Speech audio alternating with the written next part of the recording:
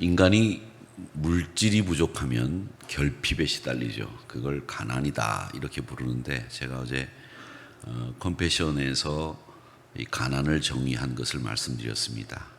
예수님 안에 우리의 미래가 없다는 것, 있다는 걸 그걸 모르면 그게 가난이다 이렇게 정의한다 말씀을 드렸습니다. 믿는 사람에게 있어서 가난이란 예수 안에 우리의 미래가 있다는 것을 모르는 것이다 라는 말인데, 물질이 또 풍족하면, 넉넉하면 어떤 일이 우리 인간에게 찾아오느냐면 권태가 찾아옵니다. 권태라고 하는 것은 실증이죠. 실증이라고 하는 것은 뭐 그렇고 그런 거지, 심드렁해지는 마음, 이게 권태라고 하는 건데, 풍족해지면 사람의 마음이 그렇게 됩니다. 그래서 늘 풍족한 게 좋으냐? 그것도 아닙니다. 그럼 부족한 게 좋으냐? 그것도 아니죠. 부족한 것도 아니고 풍족한 것도 아니고, 그럼 이왕이면 풍족한 것에 권태가 어떠냐 이렇게 생각할 수도 있지만, 그러니까 우리의 마음가짐이 물질에 휘둘리고 풍족해서 권태에 휘둘리고 결핍해서 고통에 빠지는 이런 일들이 생기지 않도록 우리 마음을 늘 관리해야 됩니다.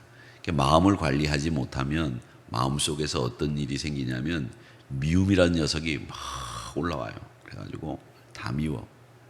꼴도 보기 싫어. 뒤통수도 보기 싫고 말뚝도 보기 싫어져. 예전에는 말뚝만 봐도 절하고 싶었는데, 그렇죠? 처갓집 말뚝 보고 절한다 그러지 않습니까? 근데 말뚝만 보면 막 발로 걷어차고 싶고 뽑고 싶어.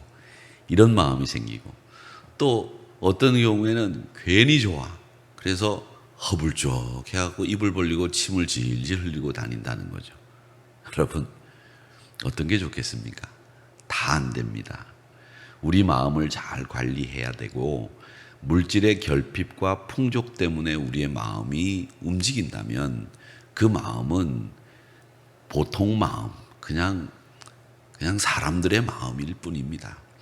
우리 믿음의 사람들이 갖는 마음은 어떤 마음이어야 되느냐? 물질 결핍이나 풍족을 떠나서 예수님의 말씀에 의해서 우리의 마음이 늘 영적인 양식으로 풍성해지고, 그 말씀 때문에 행복해하고, 그 말씀 때문에 내 안에 기쁨이 있어야 됩니다. 제가 강화도 수련원에 이렇게 가다가 보면 가끔 그곳에 이제 진돗개가 있는데, 그 개가 잘 먹는 게 있어요.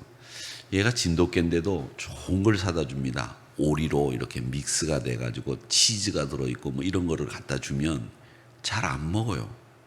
근데 1,000원짜리 이렇게 얄궂은 거 잘라놓은 거 라면 땅 같이 생긴 게 있는데, 그걸 주면 얼마나 잘 먹는지 몰라요.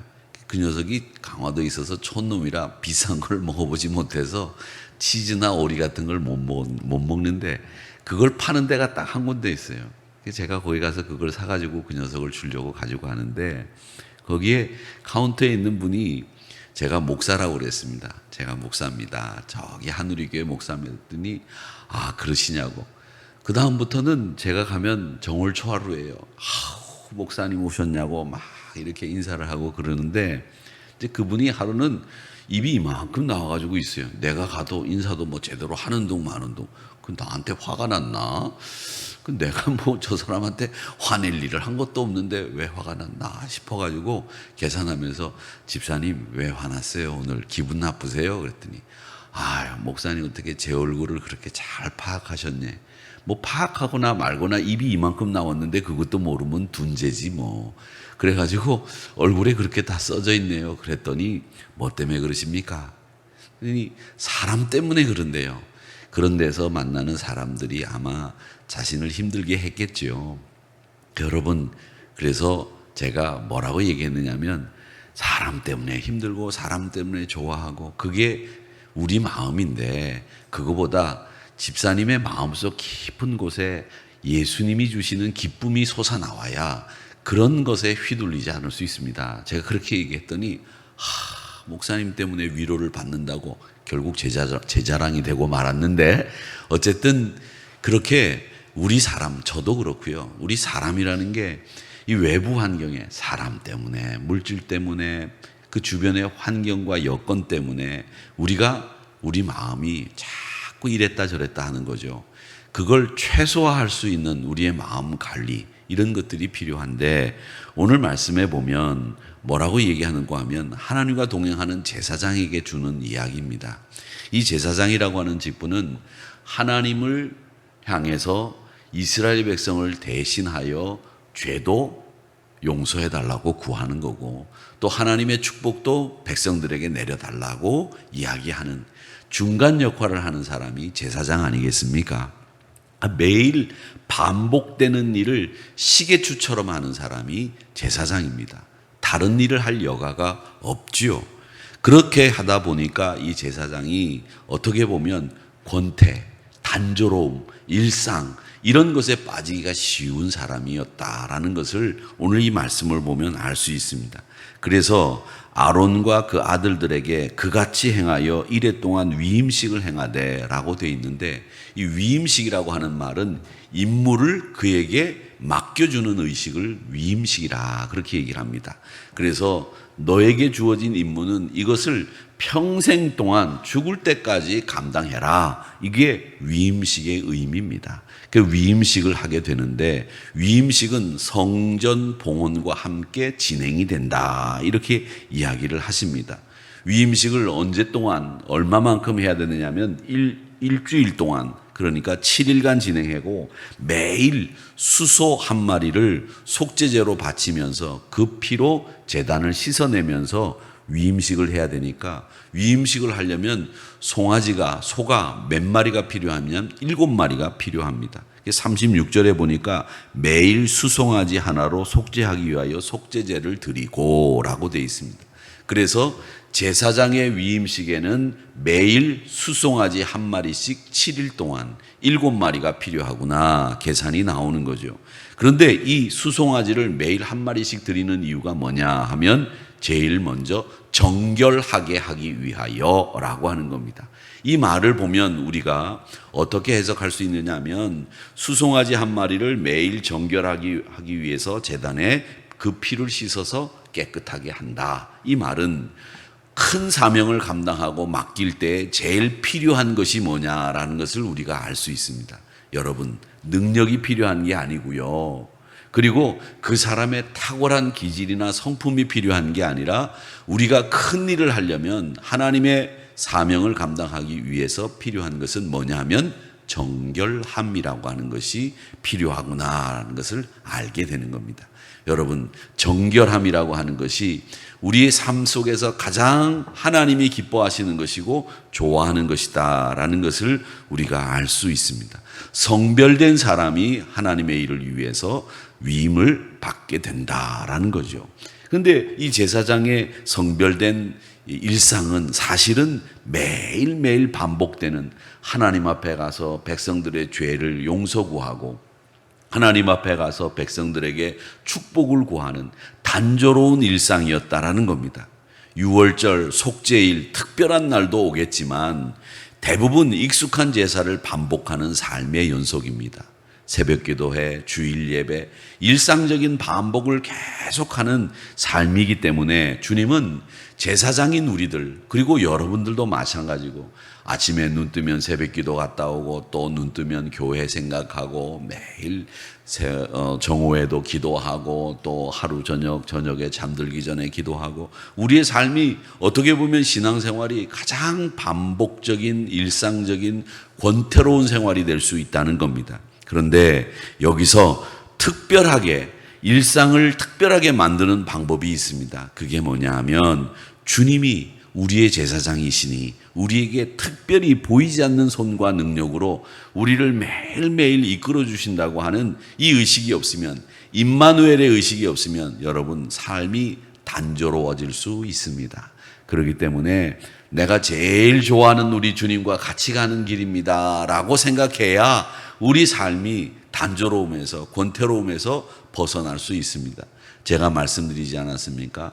부산까지 제일 빨리 가는 길은 어떤 길입니까? 내가 좋아하는 사람하고 가는 길이 제일 빠른 길입니다. 부산을 가는데 내가 미워하는 사람을 옆에 태우고 제일 빠른 비행기를 타고 가도 그 1시간이 지옥 같아요. 그런데 내가 좋아하는 사람을 옆에 태우고 부산까지 가는데 그냥 안 가고 파주로 올라갔다가 속초로 갔다가 대전 갔다가 저 전라도 광주로 갔다가 부산 가도 10시간이 지나도 1시간 지난 것 같지도 않아요. 기분이 좋은 거죠. 여러분 마찬가지입니다. 그렇게 우리 주님을 기뻐하셔야 되고 그렇게 주님과 함께 동행하셔야 단조로운 여러분의 일상이 또 저희의 일상이 행복하고 기쁘다라는 겁니다. 그걸 우리 주님은 말씀해 주시는 거예요. 오늘 하나님이 우리에게 이래 동안 제단을 위하여 수송아지를 매일 바쳐라 이렇게 말씀하시는 가운데 네가 제일 좋아하는 주님과 동행하는 일상이 되거라 이렇게 말씀하시는 그 음성을 들으셔야 됩니다. 오늘도 직장 가야 되죠. 또 오늘도 집에 가시면 밥 해야 되죠. 밥 안 하셔도 되나? 청소해야 되죠. 빨래해야 되죠. 자식들 전화 받아야 되죠. 또 말썽 피운 자식들 가서 야단쳐야죠. 얼마나 여러분 그 일상이 힘들고 단조로운 늘 그런 일상일 수 있습니다만은 그런 속에서 하나님의 특별한 동행을 체험하시기를 주님의 이름으로 축복합니다. 그럴 때 행복하고 여러분 그럴 때 기뻐 하나님 앞에 영광을 돌리게 되는 겁니다. 위임된 제사장의 직무가 표시되고 있는데 오늘 말씀의 39절에 보니까 어린 양은 아침에 드리고 한 어린 양은 저녁 때 드려라 이렇게 되어 있습니다. 아침에 어린 양 한 마리 드리고 저녁 때 어린 양 한 마리 드리고 매일매일 아침 저녁으로 어린 양을 한 마리씩 드려라 이렇게 되어 있습니다. 그리고 또 매일 너희들이 저녁에 번제물을 아침까지 두었으며 아침에 새롭게 장작을 추가해서 번제의 양을 올려드려라 이렇게 얘기를 하는데 그 번제 불이 꺼지지 않게 해야 됩니다. 그 불을 꺼트리면 안 됩니다. 그래서 제단에 늘 불을 켜두는 것이 우리 교회에서도 여기에 근거해서 제단에 불을 켜둡니다. 예루살렘 예배실에 불을 약간 은은하게 켜두어서 기도할 수 있도록 그렇게 만들어 드리고 어제도 보니까 저녁에 불이 약간 켜져 있는데 기도하는 목소리가 들려서 제가 저녁 늦게 이렇게 나와 보니까 어떤 분이 열심히 기도하고 계시더라고요. 어떤 분이. 그래서 제가 뒤에서 기도 힘을 막 보태드렸는데 기도하는 일들 이런 일들 다 번잡스러운 일이 될 수도 있고 권태스러운 일이 될 수도 있습니다. 그렇게 불을 꺼뜨려서도 안 되는데 그 번제에 드리는 양이 뭘로 되어 있느냐면 밀가루 10분의 1 에바를 드려라. 그리고 전제를 드리는데 이 전제는 부어드리는 제사를 전제라 합니다. 부어드리는 제사. 그러면은 부어드리는 제사가 전제가 되려면 제물은 뭐가 돼야 되겠어요? 액체가 돼야 되겠죠. 그러니까 전제를 드릴 때에는 부어드리는 그러니까 제사를 드리는 방법에 전제라는 것은 드리는 방법을 얘기하는 건데 전제는 부어드리는 건데 제물은 액체가 되어야 됐으니까 그것 중에 제일 많은 이 전제의 제물은 포도주가 됐다는 겁니다. 그래서 그 포도주를 4분의 1 흰을 드려라 라고 돼 있는데 4분의 1 흰은 한 1리터가 조금 안 되는 양 정도가 됩니다. 그러니까 1리터 페트병 이렇게 보면 1리터짜리 있잖아요. 그거보다 조금 안 되는 양이 4분의 1 흰을 포도주로 전제로 드려라 이렇게 되어 있습니다. 그래서 하나님이 전제를 드리고 번제를 하나님 앞에 올려드릴 때 하나님이 그들을 만나 주실 것이다 라고 얘기를 합니다. 여러분 일상적이고 늘 반복되는 이 새벽 시간이지만 하나님이 저를 만나 주시고 여러분을 만나주시는 시간이다라는 것을 기억하시면서 우리 일상 가운데 임재하시는 하나님을 체험하시기를 주님의 이름으로 축복합니다. 자, 그런 다음에 오늘 여기 말씀에 보면 43절 말씀을 한번 볼까요? 내가 거기서 이스라엘 자손을 만나리니 내 영광으로 말미암아 회막이 거룩하게 될지라 이렇게 되어 있습니다. 여러분 하나님이 만나는 장소이기 때문에 거룩한 것이죠. 하나님을 위해서 사용되는 것이기 때문에 성물이라고 하는 겁니다. 하나님을 위해서 일하는 사람이기 때문에 성직자라고 부르는 겁니다. 하나님이 개입되지 않으면 그건 그냥 보통 물건이 되고 마는 거고 보통 사람이 되고 마는 거예요. 거기에 하나님이 개입이 되니까 성전이 되는 것이에요. 성전, 이 회막이 왜 성전이 되고 회막이 되느냐? 여기에 하나님이 임재하시기 때문에 성전이 되는 거예요. 회막이 되는 거예요. 그래서 오늘 여기 말씀에서 그렇게 얘기합니다. 내가 너를 만나 줄 것이다. 거기서 하나님이 만나 제사를 받는다. 이렇게 이야기를 하시고 있습니다. 그러니까 오늘 이 말씀을 통해서 보면 이건 뭐냐면 43절의 말씀에 보면 뭐라고 되어 있습니까? 내 영광으로 말미암아 회막이 거룩하게 될지라. 이렇게 되어 있습니다. 그러니까 성전이 거룩한 이유는 뭐냐면 우리가 여기 와서 기도하고 찬송하고, 물론 그래서 성전은 깨끗한 곳이고 거룩한 곳이지만 이 성전이 거룩하게 되는 가장 결정적인 이유는 뭐냐면 하나님의 영광이 여기에 있기 때문에 성전이 거룩한 것이지 우리 때문에 거룩해지는 게 아니다라는 것을 오늘 이 말씀에서 우리는 배우게 되는 겁니다. 하나님의 영광이 임하는 장소이기에 거룩하구나. 그 장소에서 내가 하나님 앞에 기도하고 하나님 앞에 예배하는 일을 통해서 이 장소뿐만 아니라 나도 거룩하게, 그리고 그분의 영광을 위해서 제사를 드린다. 이게 우리 거룩한 백성의 사명이요 정체성입니다. 사랑하는 성도 여러분, 거룩한 옷을 입고 여호와 앞에 성결이라고 하는 패를 부착하고 기름을 붓는 이 행위는 제사장이 하는 가장 중요한 의식입니다. 그 거룩함의 중요함을 우리에게 가르쳐 주시고 계시는데, 이 모든 것의 거룩의 원천은 하나님의 영광이 임하기 때문에 거룩해지는 것이고, 하나님의 거룩함을 위해서 우리가 하나님의 일을 하는 것이고, 또 우리가 거룩하지 않으면, 정결해지지 않으면 하나님의 일을 맡을 수 없다라고 하는 것을 분명하게 말씀해 주시는 약속의 말씀입니다. 그래서 우리가 이런 일을 통해서 해야 될 일이 있는데 그게 뭐냐 보십시오. 46절에 그들은 내가 그들의 하나님 여호와로서 그들 중에 거하려고 그들을 애굽 땅에서 인도하여 낸 줄을 알리라. 나는 그들의 하나님 여호와니라. 이렇게 말씀합니다. 하나님이 우리를 왜 애굽에서 구원해 주셨습니까? 하나님이 왜 우리를 죄에서 구원해 주셨습니까? 왜 우리를 억압과 핍박 속에서 건져 주셔서 구원해 주셨습니까? 그 이유가 여기에 기록되어 있습니다. 내가 그들과 함께 하려고 너를 구원했다. 너를 애굽에서 인도했다. 이렇게 분명하게 이야기를 합니다. 그러니까 구원받은 백성들은 누구와 함께 살아야 돼요? 남편과? 아내와? 아니죠. 남편과 아내와도 살아야 되지만 우리는 구원받은 백성으로 우리와 함께 거하려고 우리를 구원하신 하나님이 계시기 때문에 우리는 하나님과 함께 거하는 백성들이다. 이게 구원받은 백성의 특징, 이걸 알 수 있습니다. 사랑하는 성도 여러분, 오늘도 우리를 구원하신 하나님과 함께 거하시는 임마누엘의 축복이 여러분의 삶 속에서 늘 일어나기를 축원합니다.